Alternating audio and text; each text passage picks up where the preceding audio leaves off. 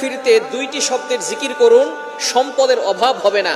আল্লাহ পাক রব্বুল আলামিন আপনাকে সম্পদ দান করবেন, এটা আল্লাহ পাক রব্বুল আলামিন পবিত্র কোরআনুল কারীমের ভিতরে নিজেই বলে দিয়েছেন। সুতরাং আমরা অনেকেই অভাবের ভিতরে আছি, অনেকেই কষ্টের ভিতরে আছি, অনেকেই দুঃখ কষ্টের ভিতরে জর্জরিত, অনেকে ঋণের বোঝা নিয়ে দুশ্চিন্তার ভিতরে আছেন, টেনশনের ভিতরে আছেন। যত ধরনের টেনশন আছে, যারা ফ্রাস্ট্রেটেড পিপল, তাদের জন্য এই দুইটি আমলের কথা বলবো। আমি নিজে করে উপকার পেয়েছি, যাদেরকে এই আমলগুলো বলেছি তারাও অনেকটা উপকার পেয়েছে, এবং নবীজি সাল্লাল্লাহু আলাইহি সাল্লাম নিজেই কথা জানিয়ে দিয়েছেন উপকারের কথা। আল্লাহ পাক রব্বুল আলামিন নিজে বলে দিয়েছেন। আপনি চলতেছেন ফিরতেছেন, ওযু ছাড়াও আপনি আমলগুলো করতে পারবেন। একেবারে সহজ দুইটি আমল। নাম্বার 1, এক নাম্বার আমল হচ্ছে ইস্তেগফার। আস্তাগফিরুল্লাহ, আস্তাগফিরুল্লাহ, আস্তাগফিরুল্লাহ। এই শব্দ কি অনেক কঠিন?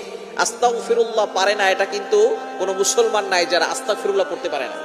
সবাই আমরা আস্তাগফিরুল্লাহ পড়তে পারি। এর উপকার কি কি আল্লাহ পাক রব্বুল আলামিন নিজে বলছেন। কোরআন খুলেন 29 নম্বর